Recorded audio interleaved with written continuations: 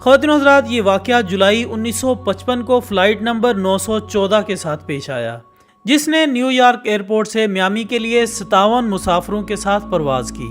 لیکن دوستو، پرواز کے کچھ ہی دیر بعد یہ طیارہ ریڈار سے غائب ہو گیا، جس کی وجہ سے ہر قسم کے رابطے ختم ہو گئے۔ جب تحقیقات کی گئی تو پتہ چلا کہ وہ طیارہ جس منزل پر پہنچنے کے لیے روانہ ہوا تھا وہاں بھی نہیں پہنچ سکا، یعنی میامی ایئرپورٹ پر بھی اس طیارے کے کوئی آثار نمایاں نہ ہوئے۔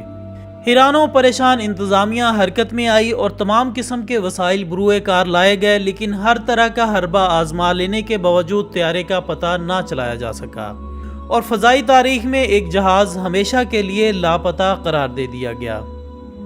لیکن دوستو، یہ واقعہ یہیں پر اختتام پذیر نہیں ہوتا، بلکہ اس واقعے کے 37 سال بعد 1952 کو جنوبی امریکہ کے وینزویلا نامی ایئرپورٹ کی حدود میں ایک ایسا طیارہ نمودار ہوتا ہے جو اس ایئرپورٹ کی انتظامیہ کے لیے بالکل انجان تو تھا ہی، لیکن یہاں سب سے حیران کن بات یہ تھی کہ اس ایئرپورٹ کے کسی بھی ریڈار پر طیارے کی نقل و حرکت نظر نہ آ پائی، یعنی وینزویلا ایئرپورٹ کا کوئی بھی ریڈار طیارے کو کیچ نہیں کر پایا۔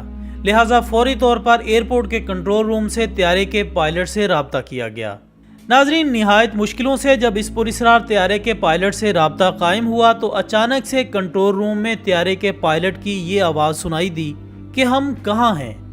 کہا جاتا ہے کہ کنٹرول روم کے منتظمین نے بعد میں انکشاف کیا کہ اس انجان طیارے کے پائلٹ کی آواز نہایت گھبرائی ہوئی اور خوفزدہ تھی۔ اسی عالم میں جب کنٹرول روم کی جانب سے پائلٹ کو مطلع کیا گیا کہ وہ اس وقت وینزویلا کے ایئرپورٹ کی حدود میں ہیں، تو اس کے بعد پائلٹ کی طرف سے گہری خاموشی چھا گئی اور کافی دیر تک کسی قسم کا کوئی رابطہ نہ ہو سکا۔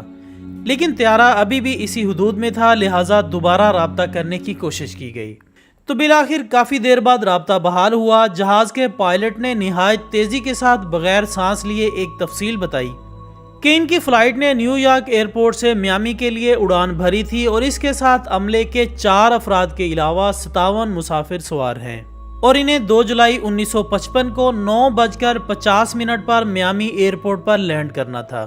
ناظرین، پائلٹ کی جانب سے یہ تفصیل سننا تھی کہ کنٹرول روم میں گہری خاموشی چھا گئی اور سب لوگ حیرت کے مارے ایک دوسرے کا منہ تکنے لگے۔ جلدی میں پائلٹ کو طیارہ لینڈ کرنے کی اجازت دی گئی اور ساتھ ہی کنٹرول روم نے پائلٹ کو بتایا کہ آج اکتوبر 1992 ہے اور آپ اس وقت جنوبی امریکہ کے ملک وینزویلا کی ایئرپورٹ پر لینڈ کر رہے ہیں۔ دوستو، یہ سننا تھا کہ پائلٹ کو ایک دفعہ پھر شدید حیرت کا جھٹکا لگا اور ساتھ ہی پائلٹ کی خوفزدہ آواز سنائی دی، جس میں وہ کہہ رہا تھا کہ اف میرے خدا، یہ کیا ہو گیا۔ ساتھ ہی اس کی ٹھنڈی آہیں بھرنے کو محسوس کیا گیا، لیکن اس کے بعد پائلٹ نے کوئی بات نہیں کی اور طیارے کو نہایت مہارت سے رن وے پر اتار دیا گیا۔ دوستو، کہا جاتا ہے کہ جب یہ پائلٹ اپنا طیارہ رن وے پر اتار رہا تھا تو کنٹرول روم میں واضح طور پر سنا گیا کہ اس دوران پائلٹ اپنے ساتھی سے اپنی زبان میں کہہ رہا تھا، مسٹر جمی، یہ سب ہو کیا رہا ہے؟ یقیناً ایسا کچھ واقعہ رونما ہوا ہوگا جو کہ بہت بھیانک اور غلط ہوگا۔ تاہم ناظرین، کنٹرول روم کو اس کے بعد پائلٹ کی کوئی آواز سنائی نہیں دیتی، لیکن کنٹرول روم سے مسلسل پائلٹ کو کہا جاتا رہا کہ آپ اطمینان رکھیں، آپ کی مدد کی جائے گی۔ اسی دوران لینڈ کریو کی گاڑیاں جہاز کی طرف بڑھی، لیکن کچھ ہی دیر میں پائلٹ کا جواب آتا ہے کہ انہیں کسی مدد کی ضرورت نہیں، اور ساتھ ہی چیخ کر خبردار بھی کرتا ہے کہ ہمارے قریب مت آنا، ہم جا رہے ہیں۔ جبکہ لینڈ کریو کے مطابق طیارے کے پائلٹ نے کاکپٹ کی کھڑکی کھول کر انہیں ہاتھ سے دور رہنے کا اشارہ بھی کیا۔ دوستو، عملے کے بیانات کے مطابق پائلٹ نے ہاتھ میں کوئی فائل بھی پکڑی ہوئی تھی اور طیارے کے مسافروں کے خوفزدہ چہرے کھڑکیوں سے چپکے ہوئے واضح طور پر نظر آ رہے تھے۔ ابھی یہی جائزہ لیا ہی جا رہا تھا کہ اچانک سے اس پراسرار طیارے نے تیزی سے اڑان بھری اور فضائی حدود میں پھر سے غائب ہو گیا۔ حیرت کی بات یہ ہوئی کہ اس تمام کارروائی کا ریڈارز پر کوئی ریکارڈ باقی نہیں رہا۔ ہاں، البتہ کنٹرول روم اور لینڈ کریو کے بہت سے افراد کی ناقابل تردید شہادتوں اور کنٹرول روم میں پائلٹ کے ساتھ ہونے والی گفتگو کی ریکارڈنگ ایسے ثبوت ہیں جنہیں کسی بھی طور پر جھٹلایا نہیں جا سکتا۔ جبکہ اس کے علاوہ ایک اور سب سے اہم ثبوت جو کہ خود جہاز کا پائلٹ چھوڑ گیا تھا، وہ 1955 کا ہاتھ سے چھپا ہوا وہ کیلنڈر تھا جو اس وقت کاکپٹ کی کھڑکی سے پائلٹ کے ہاتھ سے گر گیا تھا جب وہ تمام لوگوں کو اپنی طرف آنے سے منع کر رہا تھا، اور وہ کیلنڈر آج بھی محفوظ ہے، لیکن اس طیارے کا آج تک دوبارہ پتہ نہیں چل سکا۔ یعنی نیو یارک ایئرپورٹ سے میامی کے لیے پرواز لینے والا یہ طیارہ 37 سال بعد اپنے عملے اور 57 مسافروں سمیت وینزویلا ایئرپورٹ پر اپنے ہونے کا ناقابل تردید ثبوت چھوڑ تو گیا، لیکن ساتھ ہی دوبارہ سے فضا کی بلندیوں میں کہیں گم ہو گیا۔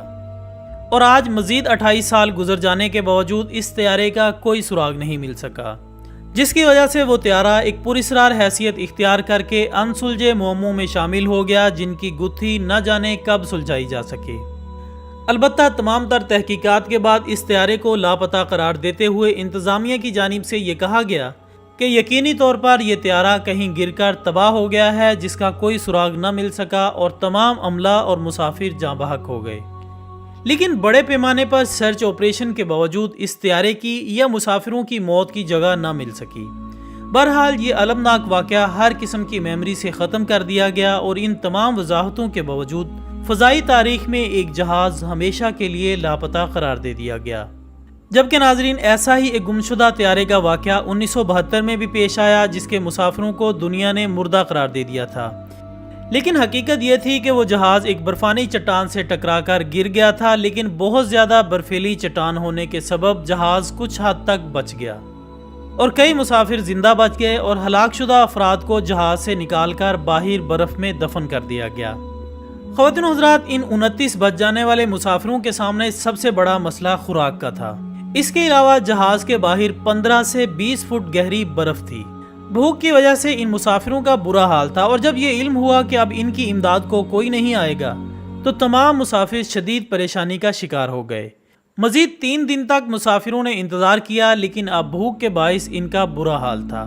آخرکار ان مسافروں نے فیصلہ کیا کہ جو لوگ مر چکے ہیں ان کا گوشت کھا لیا جائے۔ یہ مفلوق الحال مسافر شدید بے چارگی کے عالم میں 72 دن یعنی 2.5 ماہ تک اس برفانی جہنم میں رہے۔ شدید برفانی طوفان، بھوک، کمزوری اور بیماریوں کے باعث 29 لوگوں میں سے صرف 16 لوگ زندہ بچے، جبکہ 13 لوگ تو حادثے کے بعد ہی ہلاک ہو گئے تھے۔ ان 16 لوگوں میں سے 2 بہادر نوجوانوں نے 20,000 فٹ سے زائد اونچا پہاڑ عام جوتوں اور کپڑوں میں عبور کیا، اور نزدیک ترین قصبہ جو کہ 60 کلومیٹر دور تھا میں جا کر مدد حاصل کی، اور یوں ان لوگوں کو 24 دسمبر 1972 کو نئی زندگی مل گئی۔ لہٰذا دوستو، ہو سکتا ہے کہ انہی مسافروں کی طرح پہلا طیارہ بھی کسی حادثے کا شکار ہو گیا ہو اور ماہرین ان تک نہ پہنچ پائے ہوں۔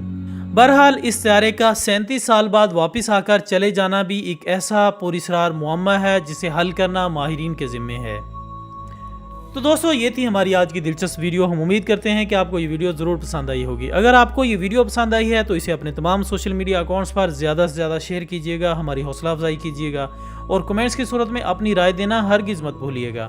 ہماری اگلی ویڈیو آنے تک اپنا دوستوں، رشتہ داروں اور گرد و نواح کے تمام لوگوں کا بہت خیال رکھیے گا۔ اللہ حافظ۔